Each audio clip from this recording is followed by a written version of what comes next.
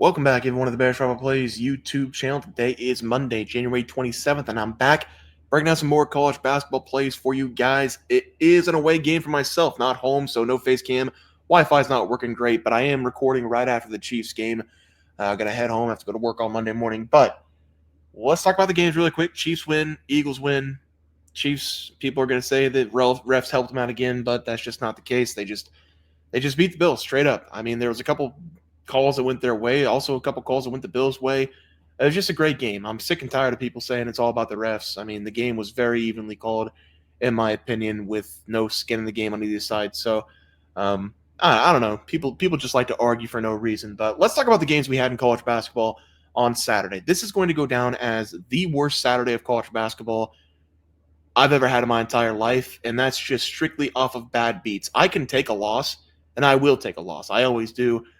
But this has to be one of the. I had three really bad beats this week. I guess we had three really bad beats on Saturday. First one, Jason Edwards of Vanderbilt had 10 points in the first 3 minutes of that game. He finished with, I believe, 15 or 16, and he had 2 or 3 missed free throws towards the end of the game going up against Kentucky. That was one of the player prop losses. The player prop win was DJ Wagner of Arkansas, over 10.5 points, had 13 in the game. The game picks, I mean, these were horrible. The under in the Ole Miss game was not a bad beat. That was just a bad pick by myself. But Texas A&M money line going up against Texas, up by 22 points. It was the worst loss in program history for Texas A&M. Worst blown loss for Buzz Williams in his entire career. Texas wins that on a buzzer beater. Trey Johnson scores 30-plus points just to rub it into my face. Kansas, money line, up 6 points, shooting 2 free throws with 17 seconds left. Clank both. Houston makes a 3 with 7 seconds. Zeke Mayo turns the ball over once again. I think it was Emmanuel Sharp. I think it was Sharp for Houston to hit the other 3 to tie the game. Flory fouls out very early in the second overtime, and Kansas just refuses to play with any sort of heart in the second overtime. That was another loss. Just an overall horrible day on the bad beat side. But we're going to try to bounce back today. 2-5 day on Saturday got us back to 500. We had built up a little bit of a winning streak over the last couple days, but that 2-5 day will put us right back to 500. Let's try to get back on the winning side of things. Penn State going up against Michigan is going to be the first play of the day. Remember, I had the horrible Michigan pick going up against Purdue as punishment. I had the game on the entire time, watching every second of that game as Michigan continued to just keep going down and down and down more and more and more. Final 91-64 in favor of Purdue. Penn State, they've been good this year. They have lost 5 of the last 6 games, but they have lost by some really, really tough losses. They lost a 1 point against Oregon, the number 15 team in the nation, lost by 5 points to Michigan State. The number 12 team in the nation lost by 1 point in their last game to the Hawkeyes. That was a really tough game for them. They lost by 5 points to Indiana. This has been a very competitive team, but Michigan coming off of that horrible loss has me thinking Michigan's going to come out back at home in this game and dominate. That's just what I'm feeling like. It happened. This is the exact same thing that happened to Purdue. Ohio State came all the way back, beat them outright. Purdue, the next game come out. They act like they're the best team in the nation. I think the exact same thing is going to happen here with Michigan. I'll take them against the spread going up against Penn State. I think Penn State's a pretty good team, but I think Michigan, after that really, really bad loss, find a way to bounce back and put a good performance out there on the court. Give me Michigan against the spread as the first play. For the second play tonight, we're going to be taking the home team once again. I'm taking Ohio State against the spread. I'm assuming it's going to be single digits, but I could be wrong once again on the spread, but I'm assuming it's going to be single digits. Iowa's coming off of a win against Penn State. I just said that. Before that, they had lost 3 consecutive games, and this Iowa team, they're giving up so many points per game. It's almost impossible to take them to cover a spread.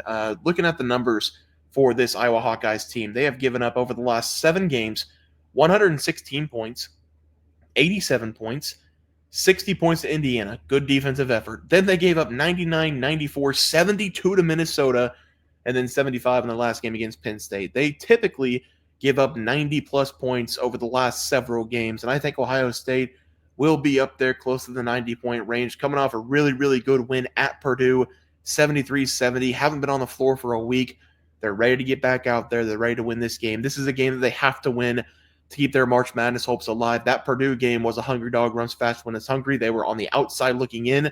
looking at March Madness already in the late January. We're already looking at teams who might be able to make March Madness, might not be, but Ohio State was on that list. Had to get a big win. They got it. They're going to follow it up with a big win here. I like them in this game to cover the spread. I'm guessing it's going to be in single digits. I'll play it up to 9.5 as the second play of the day. Let's go some player props for tomorrow, and let's start with this Ohio State team. They needed a spark. They really needed a spark against Purdue the other day, and they got one from Micah Parrish. I'm going to take him in this game over 8.5, potentially 10.5 points. I'll play it up to 10.5. Actually, I'll play it up to 11.5. He's averaging 11.2 on the season. He's been so good for Ohio State over the last two games. Against Indiana, 19 points, 8 of 13 shooting. Against Purdue, 22 points, 8 of 10 shooting, 6 of 8 from the outside. He was the reason Ohio State made that push early in the second half. He's the reason they came all the way back. He could not miss from the outside. He's been a really good three-point shooter this season, shooting 46% from the field in total. Like I said, 11 points per game. This is just a spark guy. When Bruce Thornton doesn't have his stuff, this is the guy to look to. And this Iowa defense, I've already talked about it. They're one of the worst defensive teams in the country. 306 this season.